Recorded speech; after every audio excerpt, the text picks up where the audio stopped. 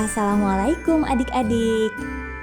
Nah, di part sebelumnya kita udah lihat masa kecil Nabi Musa sampai beliau mendapatkan wahyu dari Allah di Bukit Tursina.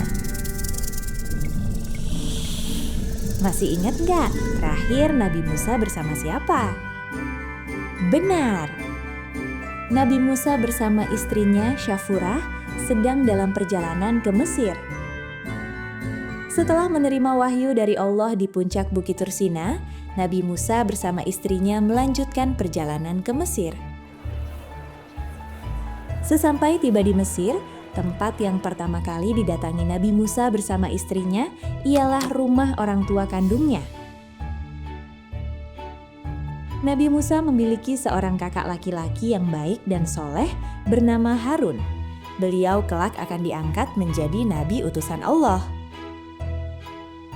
Nabi Musa alaihi salam pun berdakwah didampingi oleh Nabi Harun. Mereka berdua berjuang bersama untuk mengajak kaum Mesir agar beriman kepada Allah. Dalam sekejap, dakwah mereka diketahui Firaun sehingga membuat mereka ditangkap dan dibawa ke istana. Firaun kesal pada Nabi Musa yang mengaku sebagai utusan Allah, padahal ia adalah Tuhan di negeri Mesir. Namun, dalam kesempatan itu, Nabi Musa justru mengajak Firaun untuk bertaubat dan beriman kepada Allah. Firaun menolak dengan sombong dan menantang Nabi Musa bertanding dengan ahli sihir istana untuk membuktikan jika Nabi Musa benar-benar utusan Allah. Para ahli sihir istana melemparkan seutas tali yang berubah menjadi ular kecil. Sementara itu, dengan izin Allah, Nabi Musa melemparkan tongkatnya yang kemudian berubah menjadi ular besar dan menelan ular kecil itu. Firaun sudah melihat mukjizat Nabi Musa, tapi dia justru tidak mempercayainya dan meminta bukti lainnya. Atas izin Allah, Nabi Musa mengeluarkan tangannya dari saku. Subhanallah, tangan beliau memancarkan cahaya yang sangat terang sehingga menyilaukan Firaun sampai ia meminta Nabi Musa untuk memasukkan tangannya kembali ke dalam saku. Setelah peristiwa itu, kaum Bani Israel banyak yang mulai mengikuti ajaran Nabi Musa alaihi salam dan beriman kepada Allah Subhanahu wa Ta'ala. Masya Allah.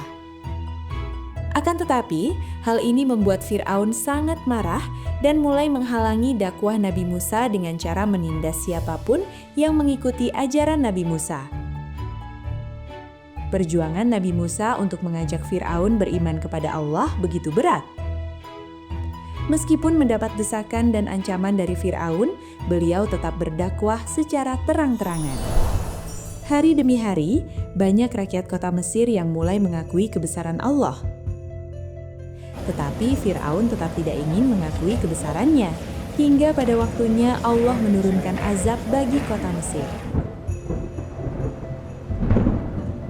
Kemarau panjang melanda kota Mesir, hingga mengakibatkan semua lahan mengering dan hewan ternak mati. Namun, Firaun masih tetap tidak mau bertaubat dan beriman. Setelah kemarau panjang, Allah menurunkan hujan yang sangat deras sehingga menyebabkan banjir yang menghanyutkan seluruh harta benda mereka. Allah juga menurunkan ribuan belalang ke ladang-ladang orang Mesir. Akibatnya, mereka gagal panen. Rentetan azab yang diberikan bagi Firaun dan kota Mesir belum bisa menyadarkannya agar bertaubat dan beriman kepada Allah Subhanahu wa Ta'ala. Di sisi lain, warga kota Mesir berusaha menemui Nabi Musa, meminta beliau jika bisa menghentikan bencana ini, mereka akan beriman dan mengikuti ajarannya. Akan tetapi, ketika azab bagi mereka ditarik, mereka lagi-lagi mengingkari janji. Allah pun menurunkan azab-azab lainnya. Segala peringatan yang diberikan Allah justru semakin membuat Firaun marah dan angkuh. Ia menuduh Nabi Musa atas bencana yang terjadi, sehingga ia menyuruh pasukannya untuk segera menangkap Nabi Musa beserta pengikutnya.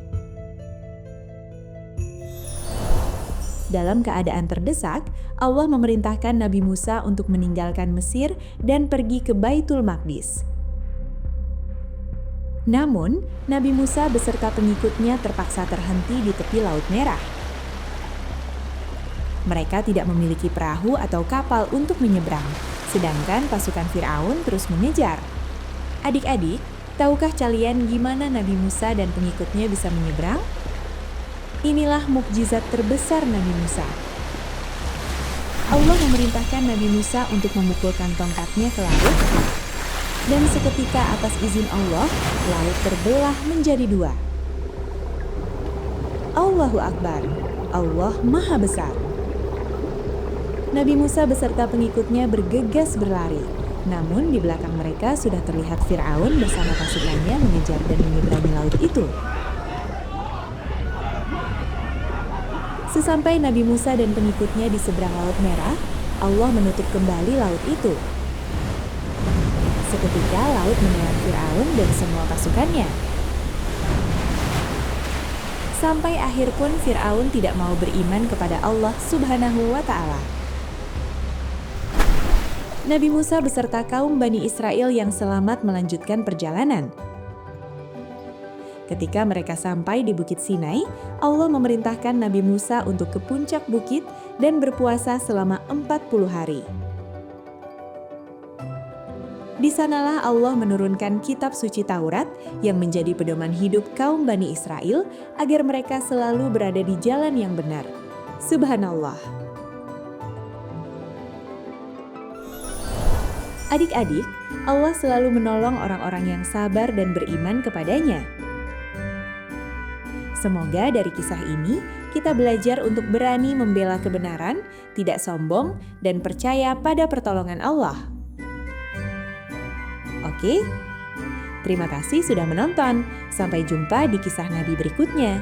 Wassalamualaikum warahmatullahi wabarakatuh.